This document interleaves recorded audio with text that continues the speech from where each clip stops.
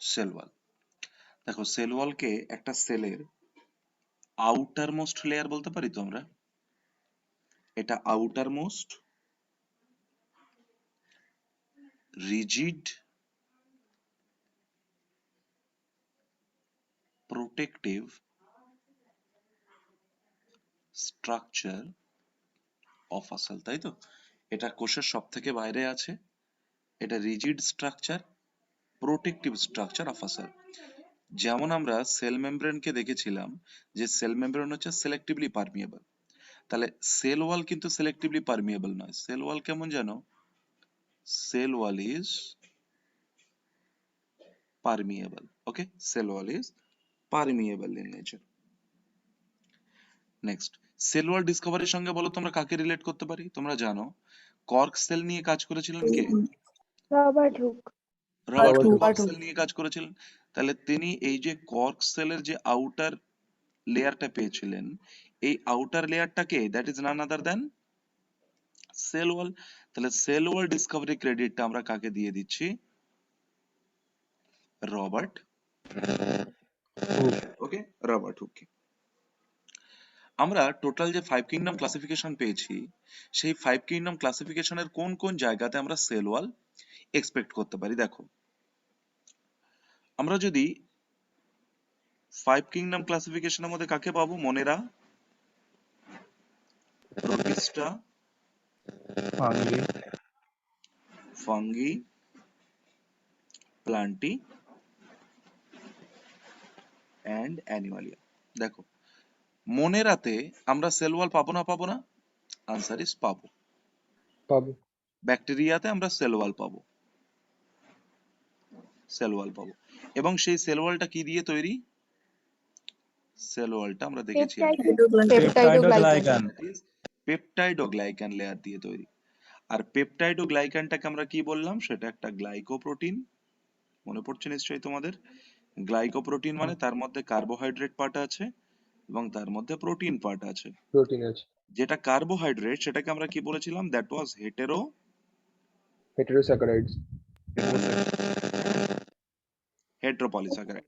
আর হেটেরোপলিস্যাকারাইড কেন? কারণ সেখানে দুটো কমপ্লেক্স, হ্যাঁ, NAGNA। আমরা বানিয়েছিলাম, that was NAG and NAM. NAG means it was N acetyl glucosamine. Glucosamine, আর NAM means it was N-acetyl butamic acid. yes it is n acetyl muramic acid, n acetyl glucosamine, n acetyl muramic acid। আর প্রোটিনের মধ্যে তোমরা দেখেছো যে পেন্টাগ্লাইসিন bridge এবং একটা tetrapeptide structure দেখেছিলাম। তবে মোনেরার মধ্যে আবার তোমরা দেখবে একমাত্র জায়গা পিপিএলও, তাই না? মাইকোপ্লাজমা, মাইকোপ্লাজমা, যার মধ্যে কোনো সেল ওয়াল নেই। তাহলে বলো মোনেরার মধ্যে কোথায় সেল ওয়াল আছে? সব জায়গাতেই আছে, শুধুমাত্র পিপিএলও বা মাইকোপ্লাজমা বাদ দিয়ে। আর ব্যাকটেরিয়ার যে সেল ওয়ালটা সেটা কিন্তু পেপটাইড ও গ্লাইকান দিয়ে তৈরি, that is heteropolysaccharide, NAG and NAM. প্রোটিস্টাতে চলে আসি, প্রোটিস্টাতে সেল ওয়াল আছে না নেই? প্রোটিস্টাতে সেল ওয়াল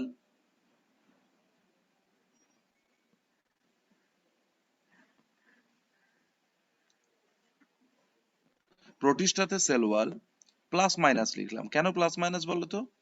কিছু জায়গাতে আমরা পাবো, কিছু জায়গাতে পাবো না, তাই না? ধরো যেমন আমরা যদি বলি যে ক্রিজোফাইটা,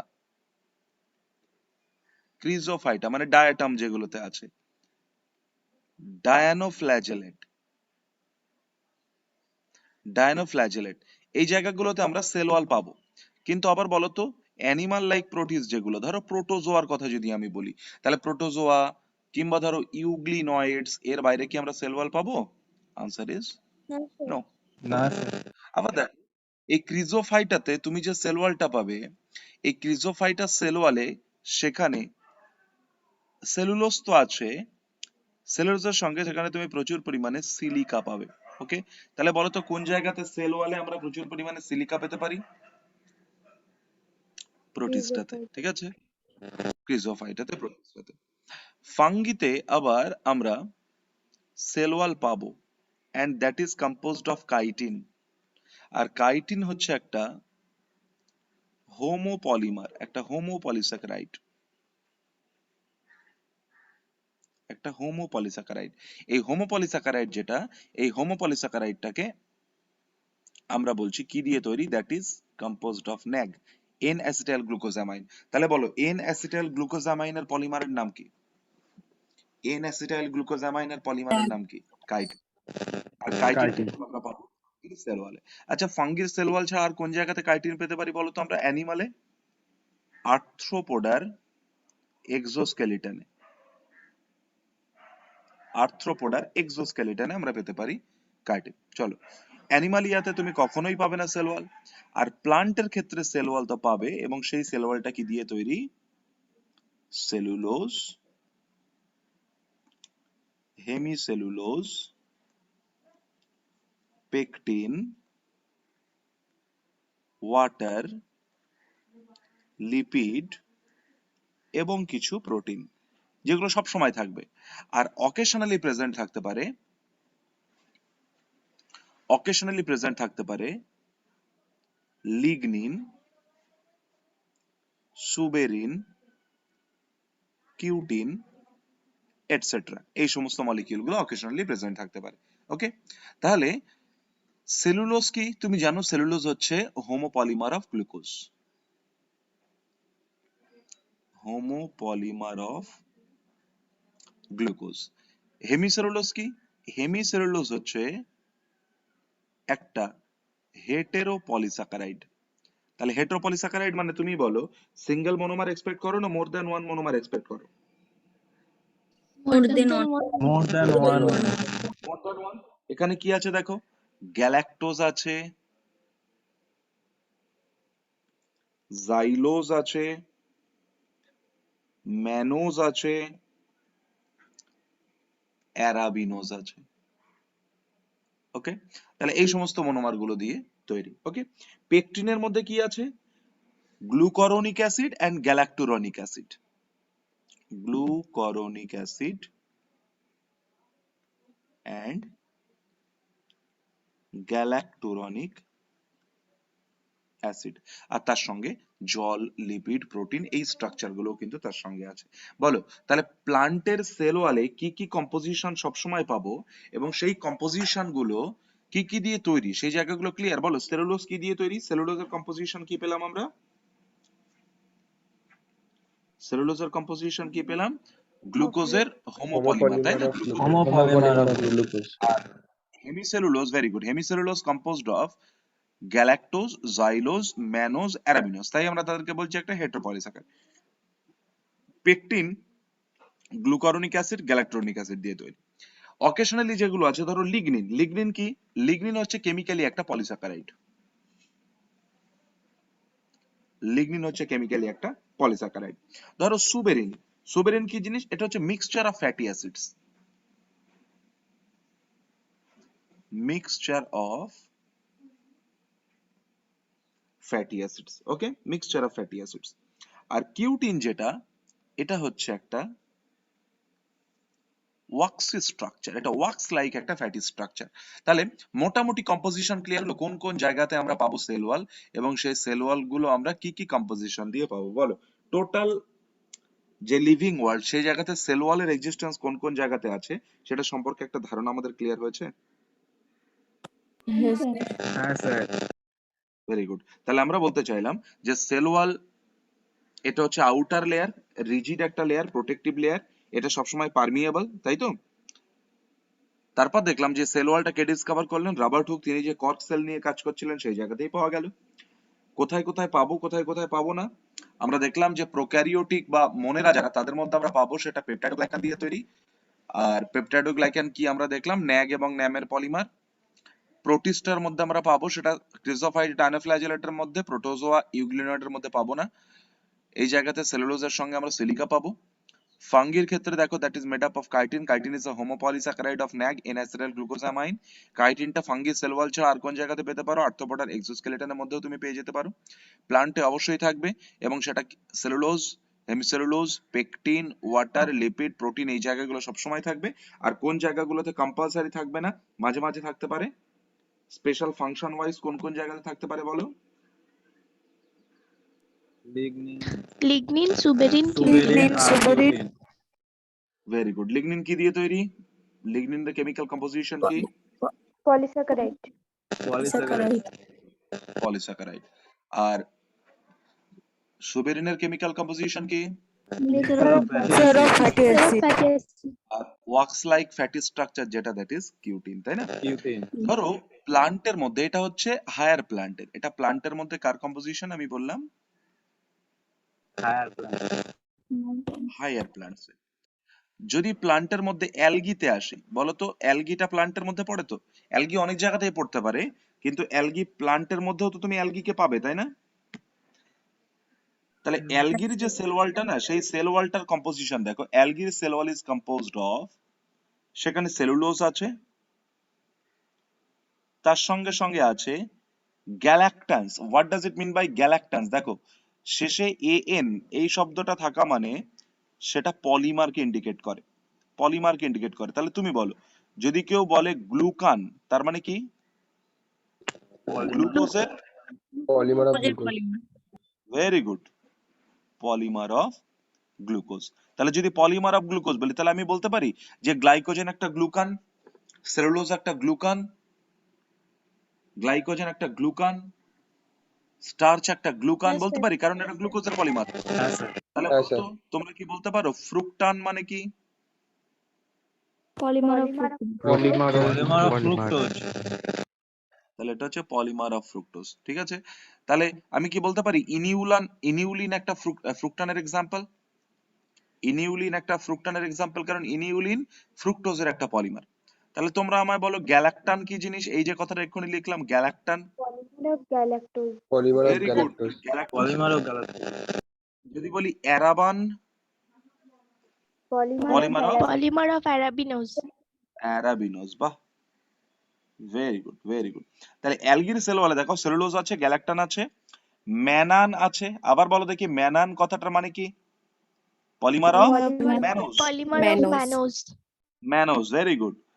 আর তার সঙ্গে আরো আমরা কিছু মিনারেলস পাবো, that is calcium carbonate, that is calcium carbonate.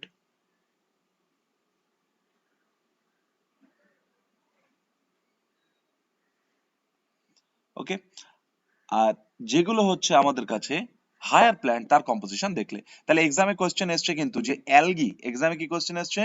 অ্যালগির composition কি সেল ওয়ালের? বলো cellulose, galactan, mannan, minerals like calcium. Carbon.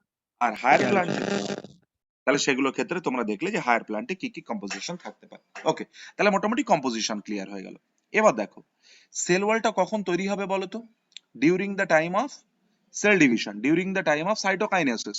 সাইটোকাইনেসিসের সময় তৈরি হচ্ছে। ভাবো অরিজিন কখন? During the time of cytokinesis. Okay, during the time of cytokinesis. তাহলে সাইটোকাইনেসিসের সময় তুমি দেখেছো, ধরো এই একটা যদি প্লান্ট সেল হয়, এই প্লান্ট সেলে এই সেল মেমব্রেন আছে, এখানে দেখো নিউক্লিয়াসটা এই ডিভিশন হয়ে গেল, নিউক্লিয়াসটা ডিভিশন হয়ে গেল। এবার বলো তো এই যে ফ্র্যাগমোপ্লাস্ট ফর্মেশন হচ্ছে না, মনে পড়ছে তোমাদের? এই যে ফ্র্যাগমোপ্লাস্ট ফর্মেশন হচ্ছে, তাহলে এই ফ্র্যাগমোপ্লাস্টটা এটাই তো সেল ওয়াল, তাই না? এটাই সেল ওয়ালের মিডল ল্যামেলা বলে একটা লেয়ার। তাহলে কখন তৈরি হচ্ছে? এটা বললাম during the time of cytokinesis. তাহলে দেখো যখন আমরা সাইটোকাইনেসিসের টাইমে দেখছি সেল ওয়ালটা তৈরি হচ্ছে, তখন একদম যেটা প্রথম লেয়ার তৈরি হচ্ছে, এই লেয়ারটা না, একদম ইনার লেয়ার, এইটা তৈরি হলো প্রথমে। ক্লিয়ার? তাহলে এইটা ধরো সেল 1, এইটাকে আমরা বললাম সেল 2। তাহলে এই লেয়ারটা সবার প্রথম তৈরি হলো তো? কথা বলো প্লিজ। হ্যাঁ স্যার, হ্যাঁ স্যার, এই যে লেয়ারটাকে আমরা বানালাম, এই লেয়ারটাকে আমরা নাম দিলাম মিডল ল্যামেলা। মিডল লেভেল, এটাকে আমরা নাম দিলাম মিডল ল্যামেলা। এই মিডল ল্যামেলাটাকে বলতে পারি first formed cell wall part. তাহলে সেল ওয়ালের এই জায়গাটা সবার আগে তৈরি হচ্ছে। 2, যেটা মিডল ল্যামেলা এর কম্পোজিশন কি জানো? Composition is calcium and magnesium pectate. খুব important information. Middle lamellar composition কি? মিডল ল্যামেলার কম্পোজিশন কি? Calcium calcium and Calcium and magnesium very good, pectin. Calcium pectate and magnesium pectate. ঠিক আছে, next এই middle lamella যেটা, এটা আমি বলতে পারি দেখো সেল 1 সেল 2 প্রত্যেকের কমন হ্যাঁ common part of adjacent cells। তাহলে পাশাপাশি সেলগুলো একটা কমন পার্ট। এবার বলো এখান থেকে যখন নেক্সট সেল ওয়াল ডিপোজিশন হবে তখন সেটা কোন দিকে হবে? ভেতরের দিকে। কারণ আমি বলতে পারি এইটা সেল মেমব্রেন, তাই না? এই সেলের সেল মেমব্রেন এটা, এই সেলের সেল মেমব্রেন এটা।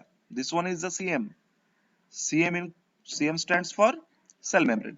তাহলে এখানে সেল মেমব্রেন যদি এটা হয়, দেখো নেক্সট যখন আমরা লেয়ারটাকে ড্র করছি, ডিজাইন করছি, সেটা কোথায় তৈরি হয়েছে? ভেতরের দিকে। তাহলে এই যে সেল ওয়াল ডিপোজিশন হলো inner to the middle lamella, তাই না? মিডল ল্যামেলা থেকে ভেতরের দিকে টুয়ার্ডস দ্য সেল মেমব্রেন। সবসময় মনে রাখবে যে এই যে সেল ওয়াল ডিপোজিশনটা হচ্ছে এটা কোন দিকে? Sell wall deposition towards the cell membrane. Cell membrane.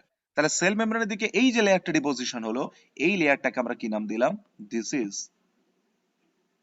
Primary cell wall. তাহলে আমি কি বলতে পারি যে formed after middle lamella formation.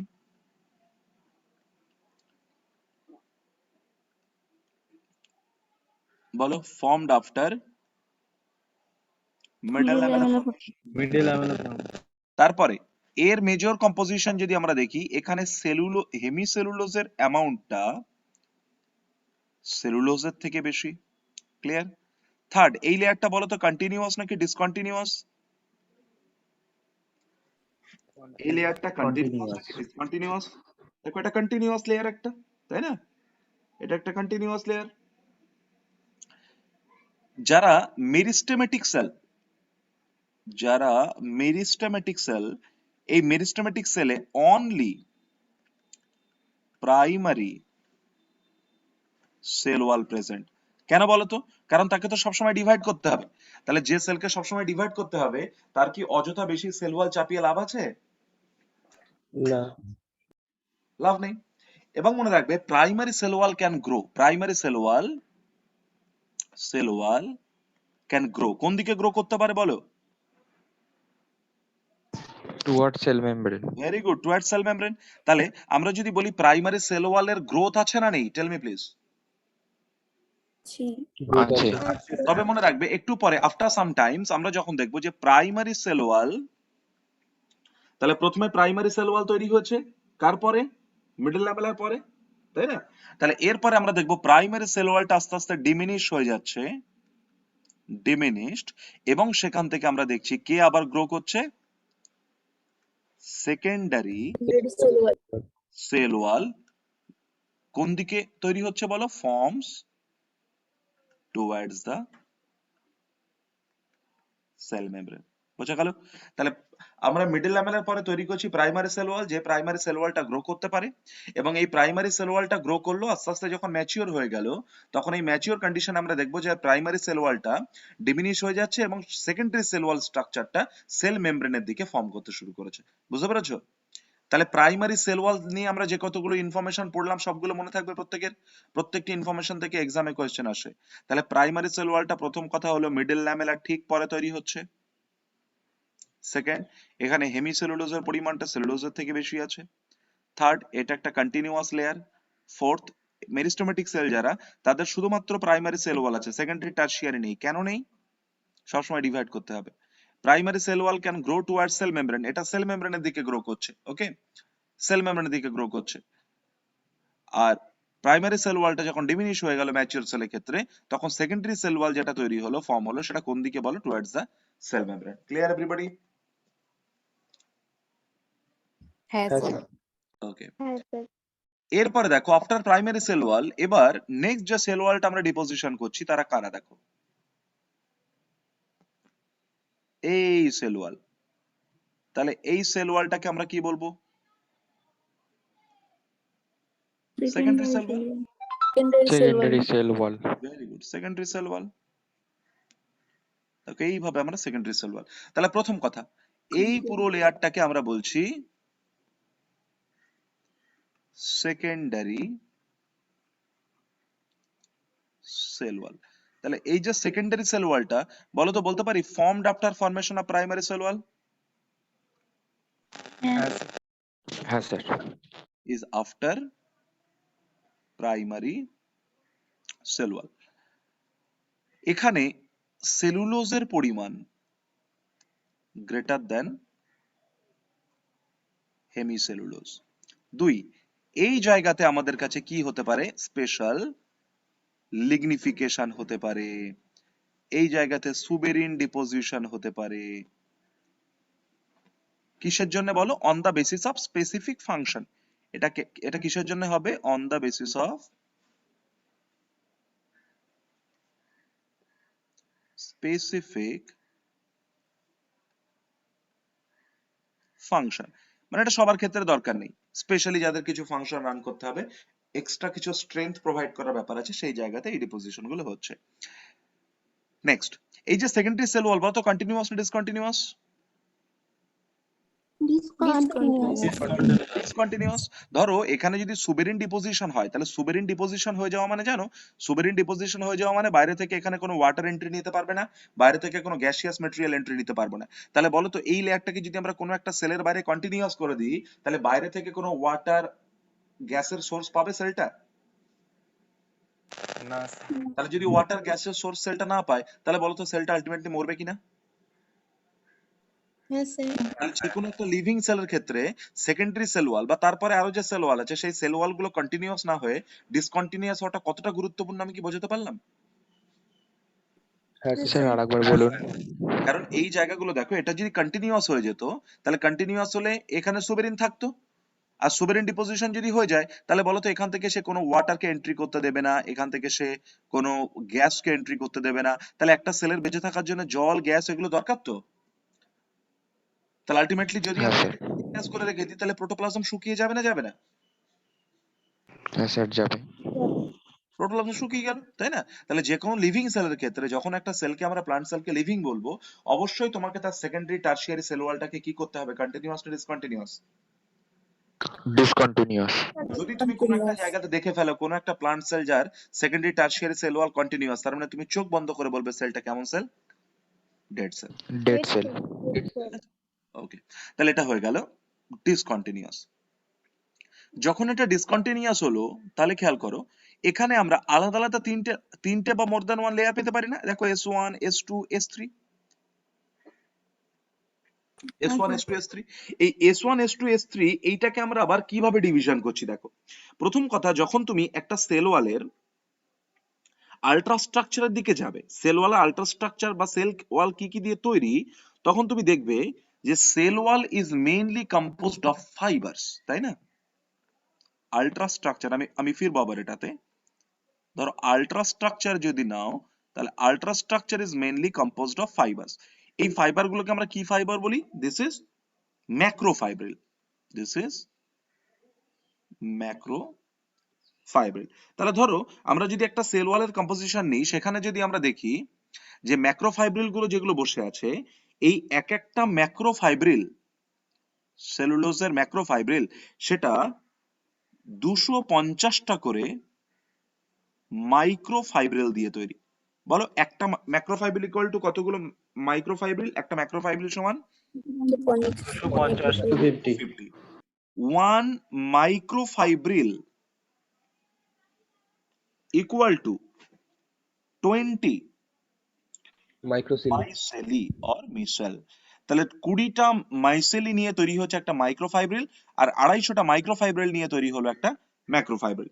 আবার দেখো, 1 micellae or 1 micelle is equal to 100 chains of cellulose, মানে 100টা সেলুলোজের চেন নিয়ে তৈরি হলো একটা মাইসেলি আর মিউসেল। আর একটা chain of glucose, one chain of glucose, তাতে আমরা পাবো 3000 থেকে 3000 টু 6000 গ্লুকোজ মলিকিউল। আর তোমরা জানো সেলুলোজে কিভাবে জুড়ে আছে, বিটা 1,4 গ্লাইকোসাইডিক বন্ড দিয়ে জুড়ে আছে। ওকে, বিটা 1,4 গ্লাইকোসাইডিক বন্ড দিয়ে জুড়ে আছে। তাহলে আমি কি বোঝাতে পারলাম যে একটা ম্যাক্রোফাইব্রিল ইকুয়াল টু 250টা মাইক্রোফাইব্রিল, একটা মাইক্রোফাইব্রিল ইকুয়াল টু 20টা মাইসেলি, একটা micellae equal to 100 chain of cellulose, একটা সেলুলোজের চেন মানে তাতে 3000 থেকে 6000টা। Glucose molecule. তাহলে এই যে ম্যাক্রোফাইব্রিল গুলো আছে না, এই ম্যাক্রোফাইব্রিলটা কিভাবে অ্যারেঞ্জ তার উপর বেস করে আমি তাদের নাম দিয়েছি। ধরো এখানে এই ম্যাক্রোফাইব্রিলটা এইভাবে ট্যানজেন্টলি অ্যারেঞ্জ আছে, এখানে এইভাবে ভার্টিক্যালি অ্যারেঞ্জড আছে, এখানে এইভাবে হরাইজন্টালি অ্যারেঞ্জড আছে। তাহলে এই যে S1 S2 S3 এটা কিসের উপর ডিপেন্ড করে? S1 S2 S3 কিসের উপর ডিপেন্ড করে বলো? Depends on the orientation of macrofibrils. বলো আমি কি বোঝাতে পারলাম? ম্যাক্রোফাইব্রিলের ওরিয়েন্টেশনটা কেমন তার উপর বেস করে আমরা তাকে এই সমস্ত নামগুলো দিয়ে থাকি, S1 S2 S3 এইভাবে। বুঝতে পেরেছো? তাহলে সেকেন্ডারি সেল ওয়াল ক্লিয়ার? হ্যাঁ স্যার। যেখানে দেখো সেকেন্ডারি সেল ওয়াল অ্যাবসেন্ট, কোন জায়গাগুলো? এই জায়গাগুলো না, এই জায়গাগুলোতে সেকেন্ডারি সেল ওয়াল অ্যাবসেন্ট তো। হ্যাঁ স্যার। এই জায়গাগুলোকে আমরা বলি পিট। কি এদের নাম? PIT, পিট। তাহলে পিট মানে আমি বলতে পারি যেখানে secondary cell wall deposition doesn't take place, তাই তো? পিট কথাটা মানে হলো সেকেন্ডারি